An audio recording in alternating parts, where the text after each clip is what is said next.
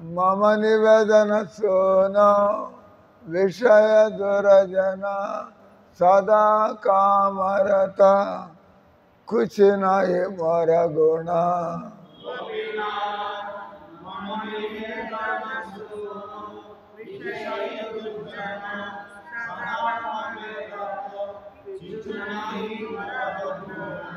गोपीनाथ अमर भरत तुम्हें तुम्हारे चरण लयन शरण तुम्हारा किंकर अमे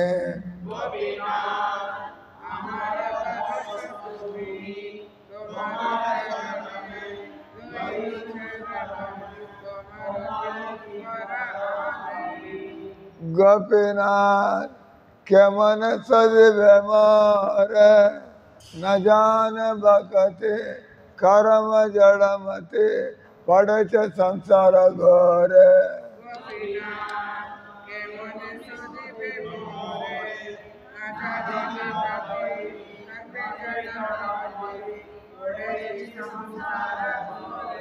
गोपीनाथ सकल तुम्हारा माया नहीं मम भला ज्ञान सुनिर्मला स्वाधीन नहीं है काया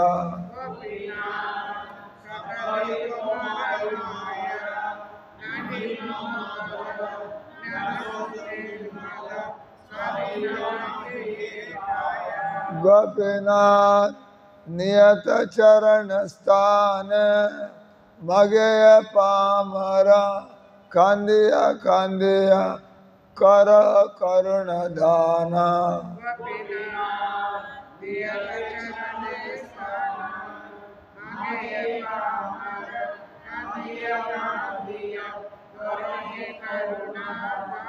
गोपीनाथ तुम्हें तो सकल पारा दुर्जन तारित तुम्हार सकते क्या च पापीर आर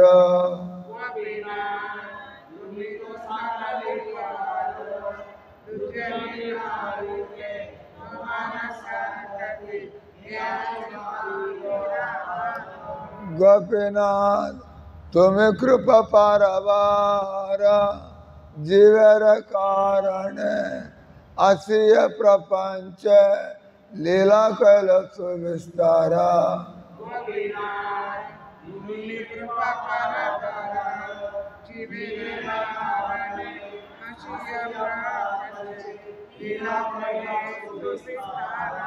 गोपीनाथ अमिक दोष दोष असुर सकला पहल चरण विनद थाकिल भोसे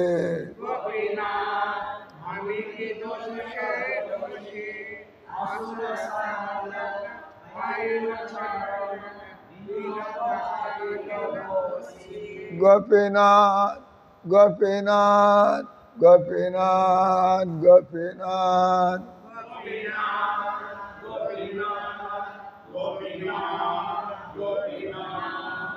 गौरानिताय गौरानिताय गौरानिताय गौरानिताय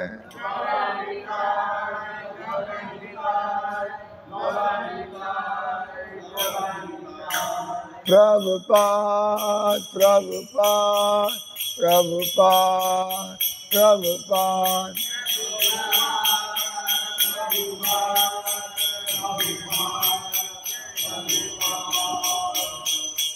ओम नमो भगवते वासुदेवाय ओम नमो भगवते वासुदेवाय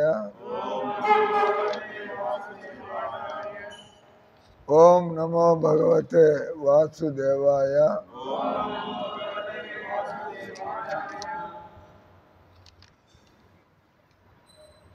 तो ఈరోజు 7వ అధ్యాయం 26వ శ్లోకం చెప్పండి.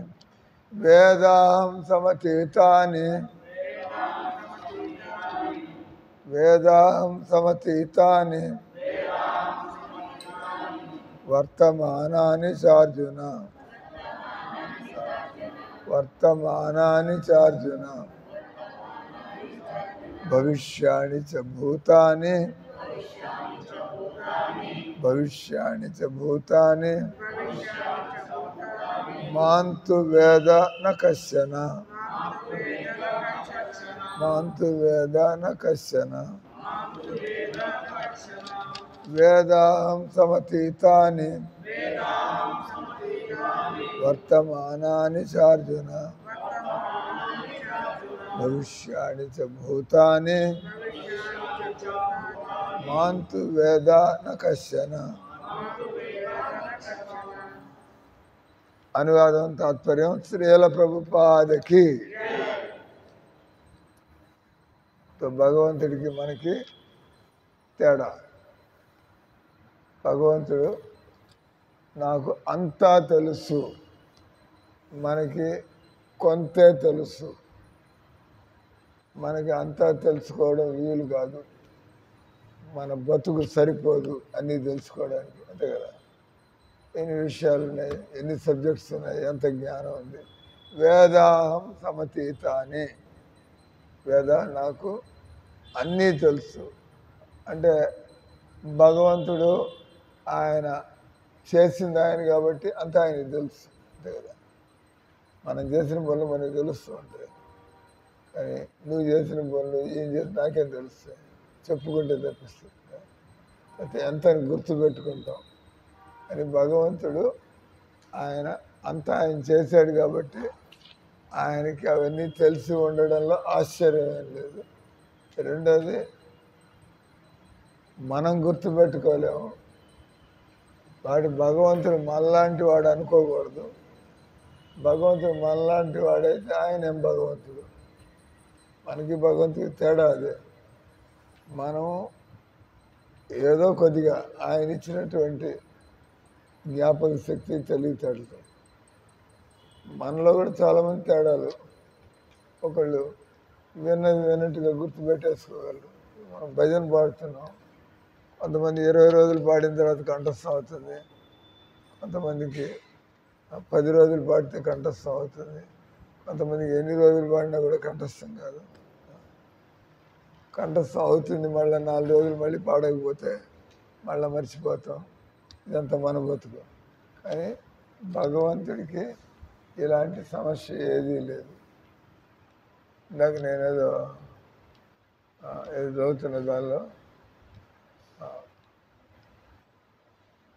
ఒకసారి కొంతమంది ఉన్నారు,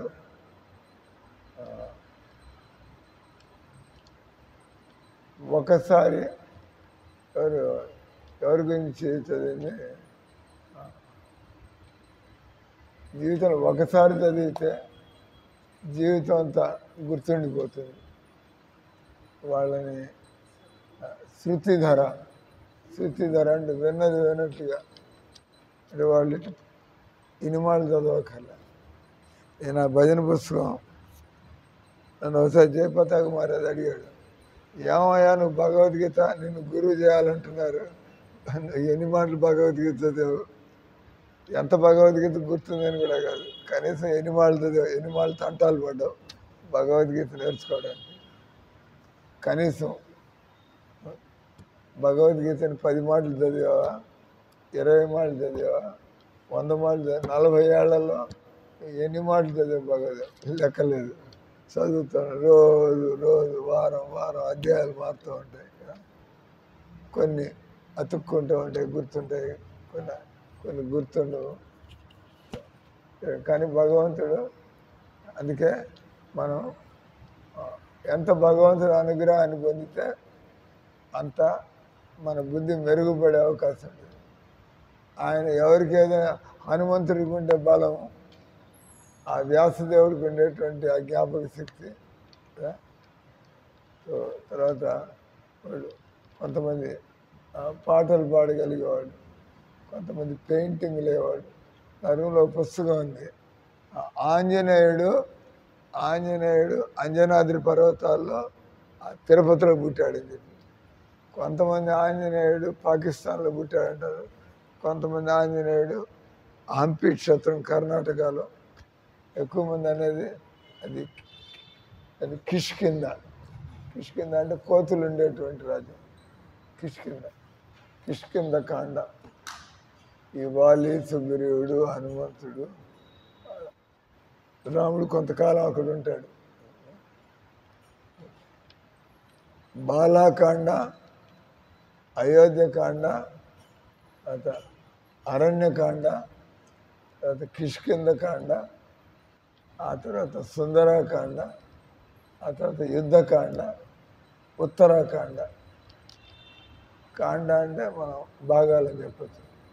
రామాయణం భాగాల్లో అంటే టాపిక్ మారుతూ ఉంటుంది. వాళ్ళు ఎలా పుట్టారు, ఎక్కడ పుట్టారు, వాళ్ళు ఎలా పెరిగారు, అదంతా కూడా బాలకాండ. అదే అయోధ్యకాండ అంటే వాళ్ళు ఎదిగొచ్చిన తర్వాత ఈ రామ, లక్ష్మణ, భరత, శత్రుఘ్నులు వాళ్ళు ఎలా పనులు చేసేవాళ్ళు, ఎలా కలిసిమెలిసి ఉండేవాళ్ళు, ఎలా రాముడికి పట్టాభిషేకం, తర్వాత అరణ్యకాండ, వనవాసం పోతారు కదా. కైకేయి 2 వరాలు అడుగుతుంది. వాటి రాముడికి 14 ఏళ్ళ వనవాసం, భరతుడికి పట్టాభిషేకం. దాంతో వాళ్ళు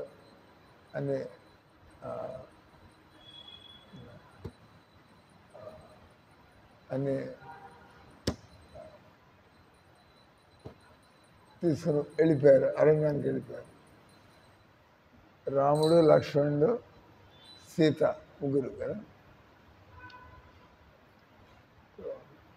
ఆ తర్వాత అక్కడి నుంచి సీతాపహరణం జరుగుతుంది. దానివల్ల ఇంక రాముడు ఆయన అరణ్యాల్లో వెళ్ళిగా వెతుకుతూ కిష్కిందకాండ ప్రారంభమవుతుంది.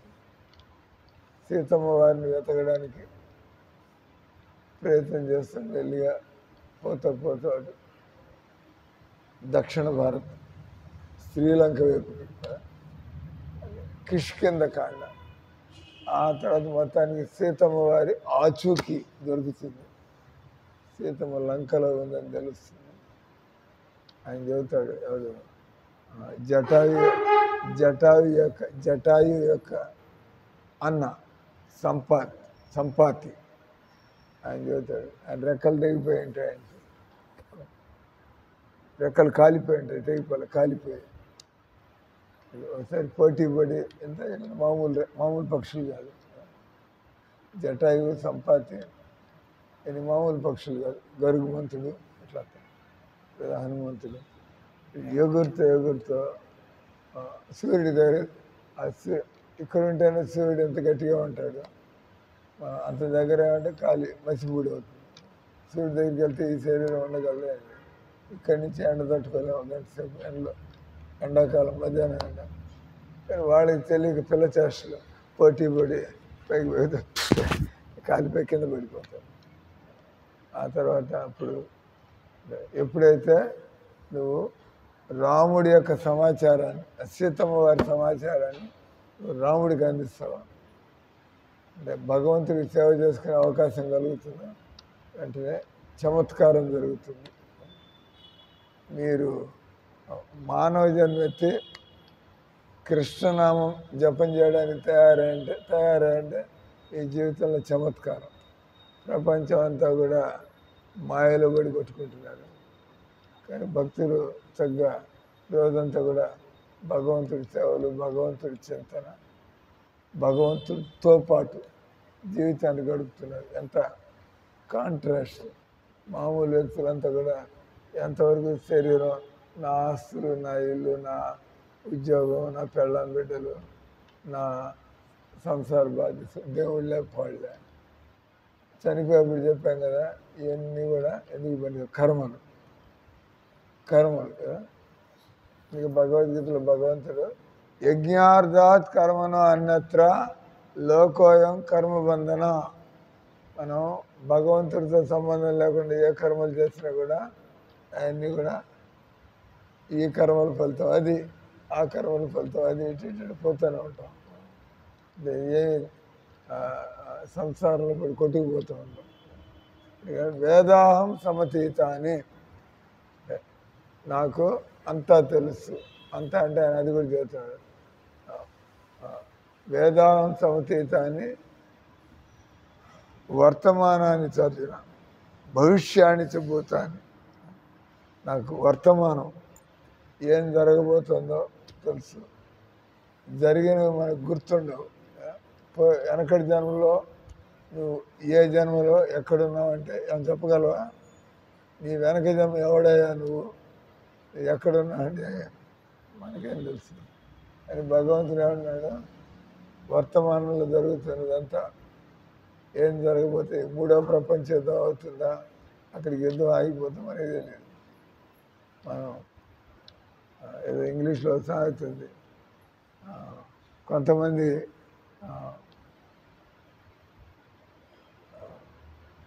జరుగుతున్న దాన్ని చూసి ఆశ్చర్యపోతూ ఉంటారు.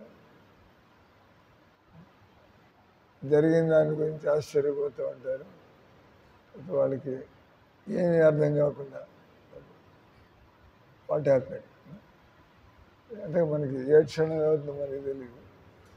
సడన్గా మనం అంతా కూడా ఒక దున్నపోతికి అప్పుడప్పుడు ఈ బర్రెలు పెట్టుకునే వాళ్ళు దున్నపోతికి ముక్కుకు తాడేస్తారు. వాళ్ళు లాగుతూ ఉంటే దున్నపోతు పోతూ ఉండాలి. అక్కడ దానికి స్వతంత్రం ఉండదు. అట్లా మనం కూడా మన కర్మ జడమతి ఇందాక పాటలో కూడా పడే కదా, నహిమము ఇది కర్మే జడమతి నజాని పోతే ఏమాత్రం భక్తి లేదు. కర్మలు చేసుకుంటాం. నా జీవితం అంతా మళ్ళీ వచ్చే ఇంకో శరీరానికి తయారవడం. భగవంతుడు వేదాహం సమతీత అని వర్తమానాన్ని చార్జిన. అది మనం ఇప్పుడు భక్తి చేస్తున్నాం. మనకి సమయం అనుకూలంగా ఉందా, ప్రతికూలంగా? మనం ఎప్పుడు అనుకూలం ప్రతికూలం అంటే మన శరీరానికి సుఖంగా ఉంటే అనుకూలం అనుకుంటాం. కావాల్సిన డబ్బు ఉంది, మనకి సహాయం చేసే బంధువులు ఉన్నారు, ఆరోగ్యం బాగానే ఉంది, సహాయం చేసే బంధువులు ఉన్నారు, డబ్బులు ఉన్నాయి, మనం గౌరవంగానే బతుకుతున్నాం, ఇదంత బాగుంది అనుకుంటాం. కానీ అసలు విషయం మనం భక్తిలో ఎదుగుతున్నామా లేదా దాని గురించి. మనకు అనుకూలం అంటే శరీరం గురించి ఆలోచిస్తాం. భగవంతుడు అన్నాడు వర్తమానాన్ని చార్జిన. ఇప్పుడు మనం భక్తి చేయగలుగుతున్నాము, భక్తి చేస్తున్నాం అంటే మనం ఫస్ట్ క్లాస్. అంటే మన మనస్సు ఎంత అదుపులో ఉంటే మనం భక్తి చేయగలుగుతున్నాం. అంటే భక్తి చేయగలగడమే చాలా గొప్ప విషయం. మనం భక్తి చేస్తుండే వాడు వచ్చి రాసుకోండి సార్, నేను ఒక 50 లక్షలు డొనేషన్ ఇచ్చా, మనం 50 లక్షలు చూస్తున్నాం. దాంతో సంబంధం నువ్వు భక్తి చేయగలుగుతున్నాడు చాలా గొప్ప విషయం. భగవంతుడు ఆయన పని కావాలని చెప్పి మన దగ్గరికి డబ్బులు పంపించవచ్చు. దాంతో మనకి సంబంధం ఉంది. మనం భక్తిలో ఉండాలి. ఇది పాయింట్. ఆయన పని కావాలంటే ఆయన డబ్బులు ఏర్పాటు చేస్తాడు.